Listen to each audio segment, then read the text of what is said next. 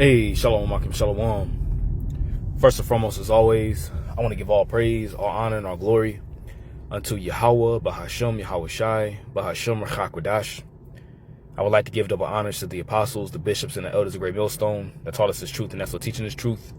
And much peace, love, and salutation to the elect, beginning with the 144,000, all the way down to the large multitude that believes and who the Lord will deliver in these last days. To you all I say Shalom.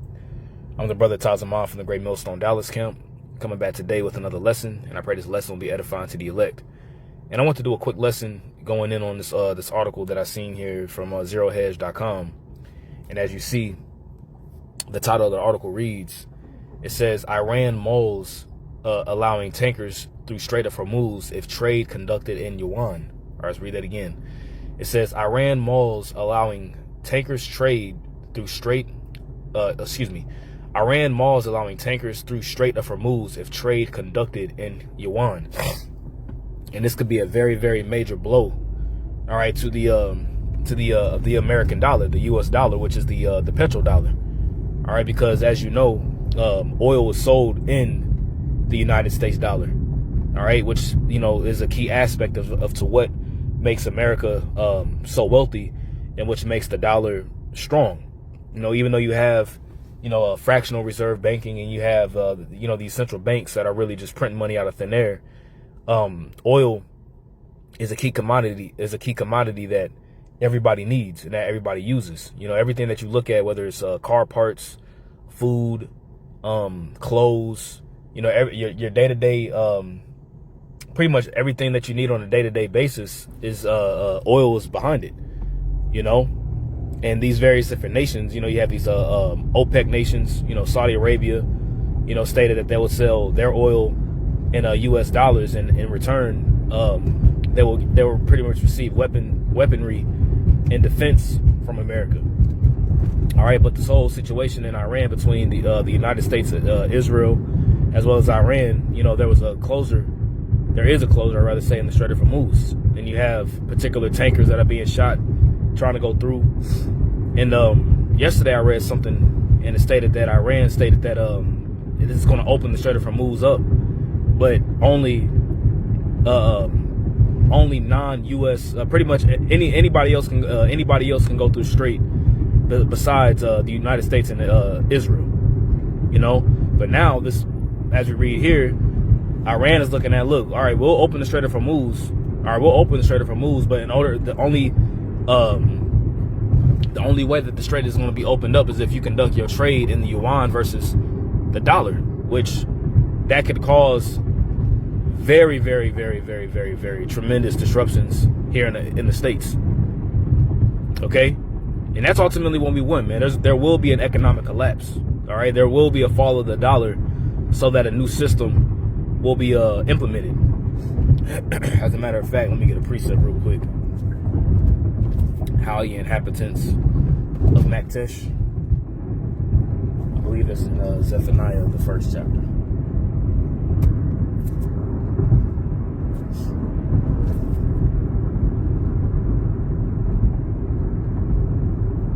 Yep. This is Zephaniah chapter 1, verse 11. It says, How ye inhabitants of Maktesh, for all the merchant people are cut down. All right, and Maktesh was a merchant, was like a merchant city. It's like pretty much like your modern day stock market today. All right, because there will be an economic collapse, and there will be the stock market will crash. All right, so it says once again, it says, How ye inhabitants of Maktesh, for all the merchant people are cut down. All they that bear silver are cut off. All right, because once the dollar collapses, there's not going to be no need for the American dollar like that. So when you have trade conducted in a different currency, whether it's in the yuan, all right, you're going to have a lot of these American dollars that are in circulation in these various different countries that are going to come back to the States. So whereas that's where you get hyperinflation. So whereas now it'll cost $200, $300 to buy a loaf of bread. Then you spend $300 for a loaf of bread, and then 30 minutes later to an hour later, now it's $500 for a loaf of bread, because the value is the value of the currency has dropped tremendously. You know, and what really gives the dollar strength, because it's not backed by anything, but what really gives the dollar its strength is the confidence behind it, as well as the necessary need for it. You know, once again, oil is the key commodity that all these various different nations use to conduct trade. Okay, that's why America became so rich, was through the petrodollar, really. I mean, hardcore slavery as well too, obviously, chattel slavery, but also too, the petrodollar. You know. So going back here, it says Iran is considering allowing a limited number of oil tankers to pass through the Strait of Hormuz on the condition that the oil cargo is traded in Chinese yuan. CNN has reported. Okay. So with that being said, all right, you're going to have a lot more skirmishes that are going to be happening over there in that in that strait, in that region, all right, the Valley of Jehoshaphat, because you think that Esau just going to sit here and try to allow that shit? No, it's going to just cause more escalation. It's going to cause more war.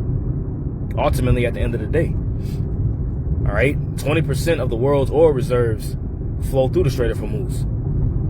All right, and with 20%, you know, of the oil reserves flowing through the Strait of Hormuz, and then you have it being sold in yuan instead of dollars. Once again, that'll create a crippling blow to the American economy, because when you look at it, let's get Revelation the 18th chapter, because when you read Revelation 18, all right, let's start at the top. It says, and this is pretty much like the closing credits of America. When you read Revelation the 18th chapter, it's like the closing credits. All right. All right, say it's before the closing credits, you know, because the credits is the end of the movie. This is like the climax to, you know, like the fall of the evil villain, for lack of better words. You know, this is Revelation 18:1. It says, and after these things, I saw another angel come down from heaven, having great power, and the earth was lightened with his glory. And he cried with a strong voice, saying, Babylon the Great is fallen, and become the habitation of devils, in the hold of every foul spirit, in the cage of every unclean and hateful bird. And this is going into whenever Babylon the Great is ultimately destroyed via thermonuclear destruction, as well as fire from the chariots. All right, this is going to be a place where you're going to have nothing more than just desert creatures, you know, and things of that nature that are going to dwell here. All right, America is going to be completely uninhabited. All right, whenever Yahweh Bashem Shah is done with this place. Okay. It says, for all the nations have drunken of the wine of the wrath of her fornication, and the kings of the earth have committed fornication with her. And it's her, it's not talking about an actual woman. It's talking about America. And how do they commit fornication through with her or with America? Is by taking heed to the particular policies that comes out of America, and as well as underlining trade deals with America.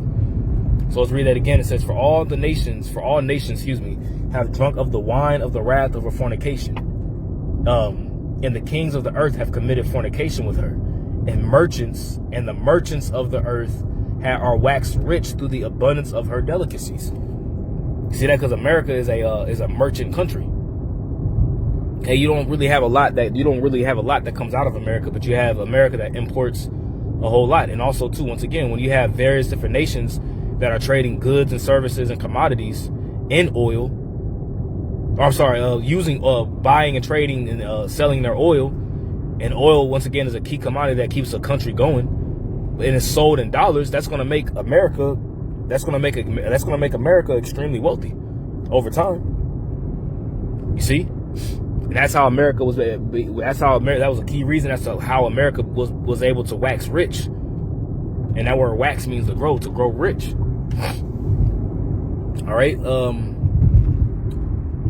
jumping down. This is verse 11. It says, and this is, as you see here, it says lament for Babylon. And this Babylon here, once again, is talking about America. All right. So when America's destroyed, you're going to have these various different nations that are going to lament and wail for the destruction of America, because you're not going to have anybody else that buys their merchandise, as is written. All right. Revelation 18, let's start at verse 9. It says, in the kings of the earth who have committed fornication and lived deliciously with her shall bewail her, and lament for her when they shall see the smoke of her burning, because America is going to be completely engulfed, all right, in a thermonuclear fire. And it's going to burn for a long period of time. Okay? It says, standing afar off for fear of her torment, saying, alas, alas, that great city Babylon, that mighty city, for in 1 hour is thy judgment come. You know, it's only going to take the Lord 1 hour, all right, for the Lord, it's only going to take the Lord 1 hour for him to completely destroy all of America. And America's big, man. America ain't no small country. But it's only going to take the Lord 1 hour to do that. And how is he going to do that? Via thermonuclear destruction. All right, that's the reason as to why you have these various different scientists, you know, and nuclear physicists, if you will, that are able to create, you know, manipulate molecules and manipulate atoms and things of that nature to cause divine destruction, which is really destruction that's going to come from the Lord, man. You see, the Lord put it in their mind to be able to create the ways to destroy. That's why the scripture says, behold, I created the smith that bloweth the coals in the fire. You know, and that smith is talking about your modern day scientists that have the ability to go in and, you know, create nuclear fire, for lack of better words, you know. Verse 11, it says, and the merchants of the earth shall weep and mourn over her. See, they're going to weep and mourn over Babylon. It says, for no man buyeth their merchandise anymore. You see that? No man buyeth their merchandise anymore, because once again, the chief nation or the chief country, all right, that are purchasing these goods, all right, is America. America is the #1 chief nation that's purchasing these various different goods and services from these various different nations, as well as, once again, selling their oil in the petrodollar, right? But here very soon, that's going to change. All right, jumping down. It says, and they cast dust on their heads. It says, and they cast dust on their heads and cried, weeping and wailing, saying, alas, alas, that great city, wherein were made rich all that had ships in the sea by reason of her costliness. For in 1 hour she is made desolate. See that? And when the dollar crashes, man, that's gonna be fast too. There's gonna be a very, very fast collapse. That's why the scriptures talk about how Babylon is gonna suddenly fall. Okay? It said back in the article, a senior Iranian official told the U.S. news outlet that Tehran is working on a new plan to manage tanker traffic through the strategic waterway in Iran's southern coast. Iran has effectively sealed off the strait, allowing only its own and Chinese ships to pass. All right, because, you know, Asia relies upon, I want to say, over 50%. It might be 50 or 40% of the Strait of Hormuz to be open for their oil. You know, I want to say Japan, you know, relies upon the Strait of Hormuz to be open for 80% of their oil. So that's a vital choke point. So once again, it says Iran has effectively sealed off the strait, allowing only its own and Chinese ships to pass. Before the start of the U.S.-Israeli war on Iran on February 28th, at least 20% of the world's oil flowed through it. Iran's Islamic Revolutionary Guard Corps said it will attack vessels linked to aggressor nations, such as the Gulf states that allow the U.S. and Israel to use their territory for attacks on the Islamic Republic. The IRGC announced that the world should prepare for oil prices reaching $200, and $200 a barrel is absolutely crazy work, man. That's expensive. But once again, that's what we want. You know, we see gas getting higher and higher, man. You know, we ain't sitting here worried. You know, we're praising Yahweh B'Shem Shah because we understand and know that these things must happen. These things have to come to pass. It says for decades, most international oil has been traded in U.S. dollars. The earnings from oil sales by Gulf countries, known as petrodollars, were mostly reinvested into the U.S. economy through the purchase of sovereign bonds issued by the U.S. Treasury. Let's read that again. It says, for decades, most international oil, which is talking about different countries, have been traded in U.S. dollars, right? The earnings from oil sales by Gulf countries, for example, like the earnings by Saudi Arabia, Qatar, Oman, UAE, so on and so forth. The earnings from oil sales by Gulf countries, known as petrodollars, which is what your greenback, if you will, were mostly reinvested into the U.S. economy through the purchase of sovereign bonds issued by the U.S. Treasury. So let's say, what is a sovereign bond, right? Let's do this. Let's say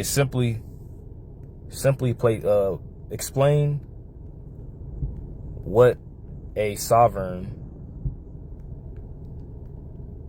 bond is for someone who is new.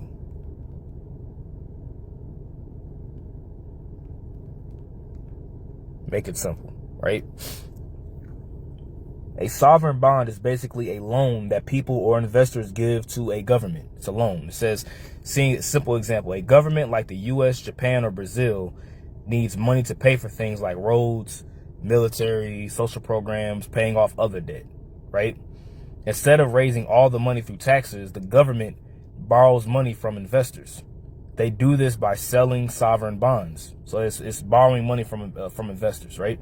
How it works, step by step. One, the government says, if you lend us $1,000, we will pay you interest every year, right?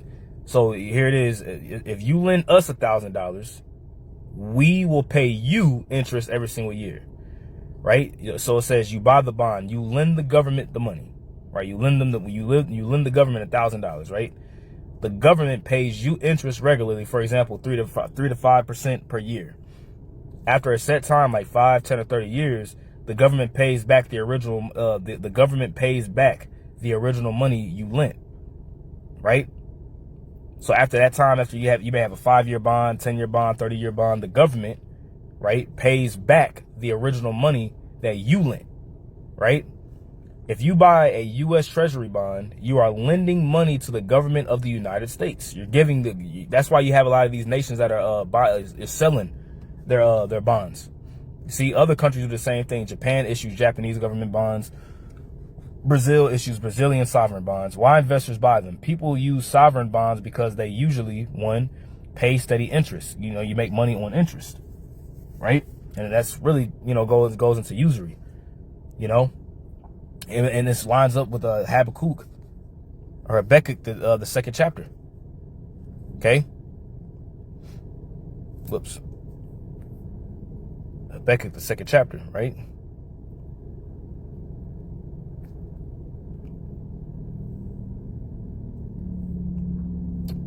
Habakkuk chapter 2, verse 5, it says, yea, also because he transgresseth by wine, he is a proud man, neither keepeth at home. And this goes into, the American military and how they in everybody's backyard, right? They all over the goddamn place, but never within their own quarters, right? Trying to take over everybody else's lands with their and giving unto them the wine, like, as it says in Jeremiah the 51st chapter.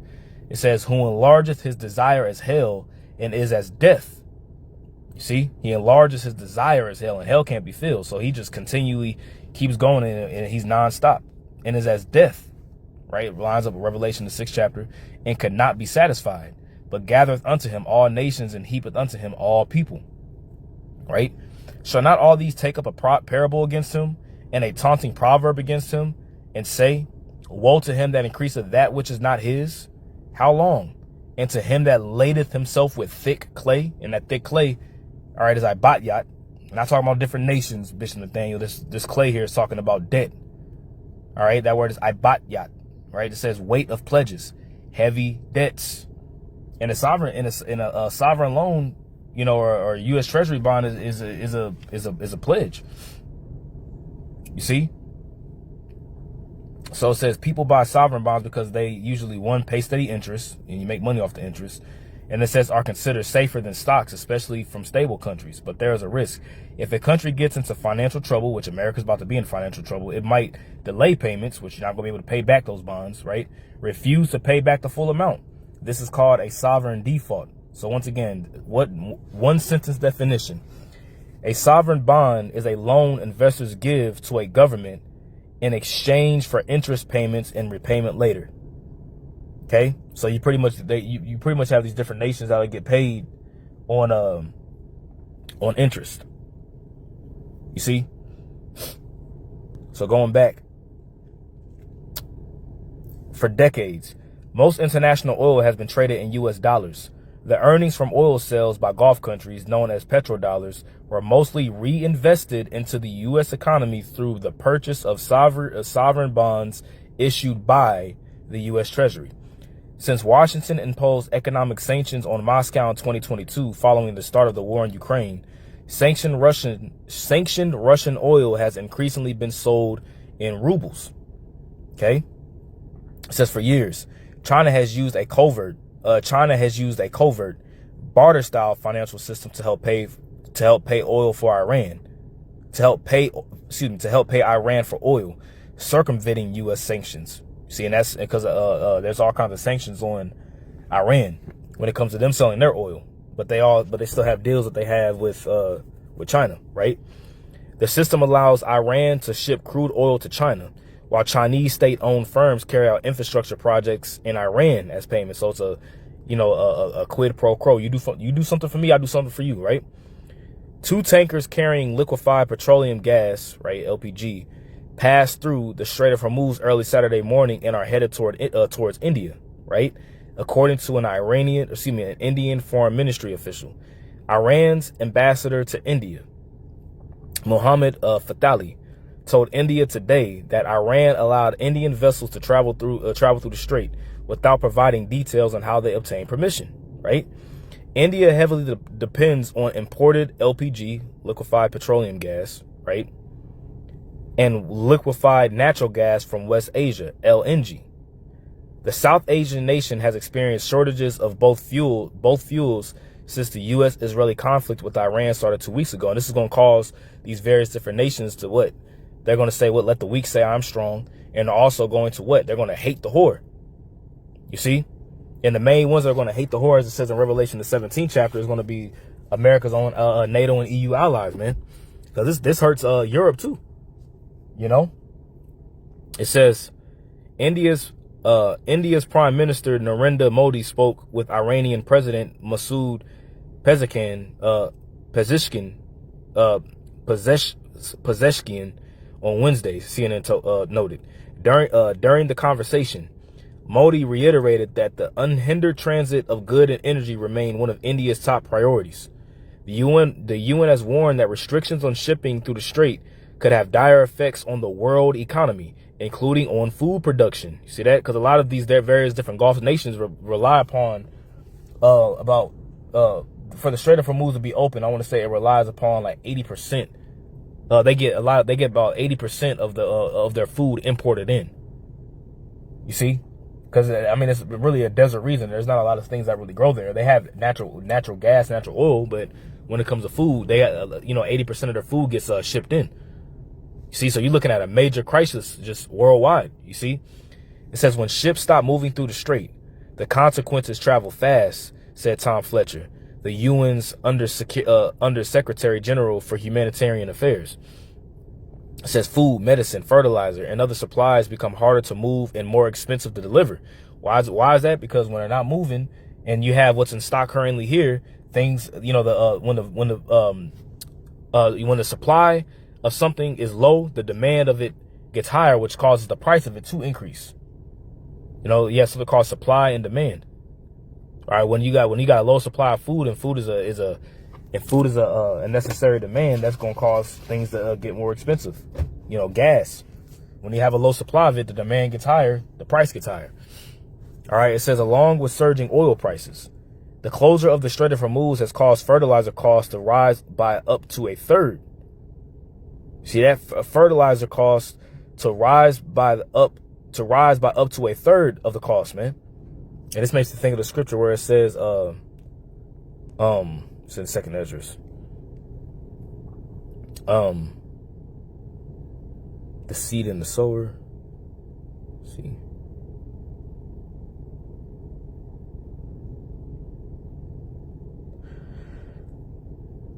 Let me see if I can find it real quick. The one I'm looking for.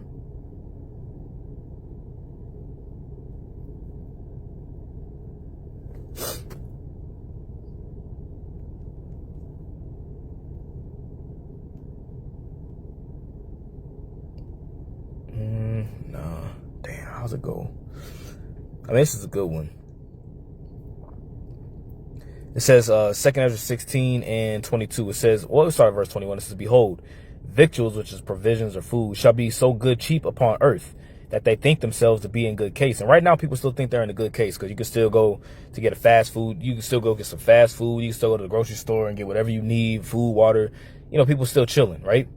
It says, and even then shall evils grow upon the earth, sword, famine, and great confusion. For many of them that dwell upon earth shall perish of famine, and the other that escape the hunger shall the sword destroy. See, you're going to have a lot of people that's going to get put to death, all right, due to the fact that they can't eat nothing. You see, because you do have manufactured famines like this, you know, goods and services not flowing through due to an oil disruption that can cause a famine, you know, to whereas, you know, trucks aren't moving the goods. You see, but there's another one I'm looking for, man. I think the word husbandman might be in it.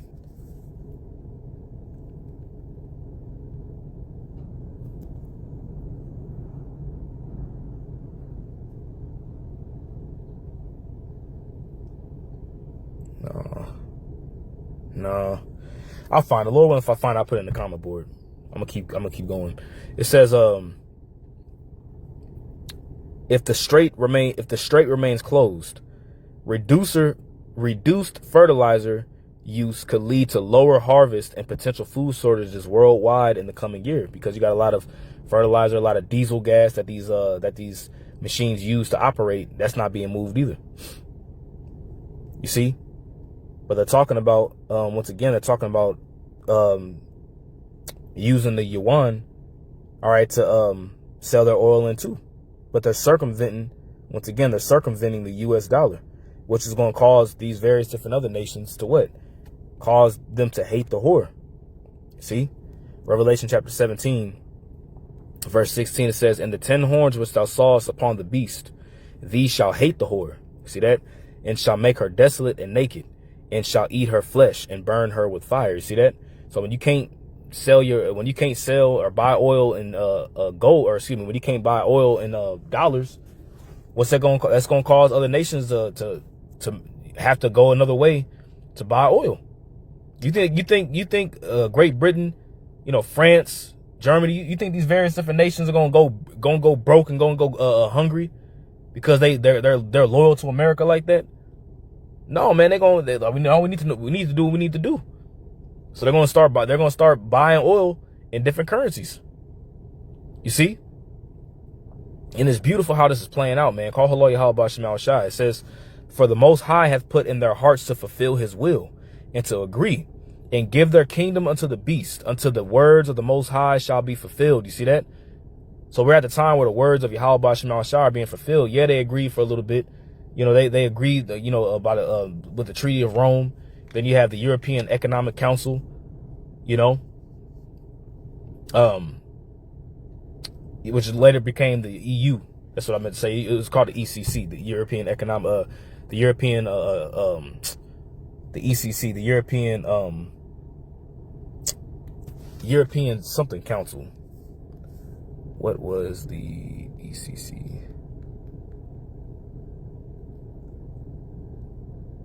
Yeah, the European Economic Community. Okay, the EEC, excuse me. The European Economic Community was a regional organization created by the Treaty of Rome, which goes back into what? The revival of the Roman Empire, right? The European Economic Community was a regional organization created by the Treaty of Rome in 1957 to foster economic integration among its member states, acting as a precursor to the European Union, this is why, beginning with the apostles on down, through the Spirit, we understand and know this to be what? The revival of the Roman Empire, the revival of the beast system, known as the common market. It aimed to eliminate trade barriers and create a single market. And what do you see? Belgium, France, Italy, Luxembourg, Netherlands, and West Germany. You know, these 10 horns, which now are more than 10, it's about 28 now. You see? So they all agreed for a particular time. See? Now the words of Yahweh Shemal Shai are being fulfilled. So now you're gonna have these various different nations like, nah, man, we need to go ahead and do our own thing. You see, but this is how Babylon became rich, was through trade, through maritime trade, man. Like just like Tyree in Ezekiel the 27th chapter, which Lord willing I'll touch in on a deeper lesson on that. You know, but you know we're here, man. We're at a pivotal time in prophecy, man, where these things are happening quickly. All right, so I pray this lesson was edifying to the elect. Once again, I want to give all praise, honor, and glory to Yahweh, B'Shem Yahushai, B'Shem Chakodash. Double honors to the apostles, bishops, and elders, a great millstone that taught us the truth and also teaching this truth. Much peace, love, and salutation to the elect. Until next time, I say shalom.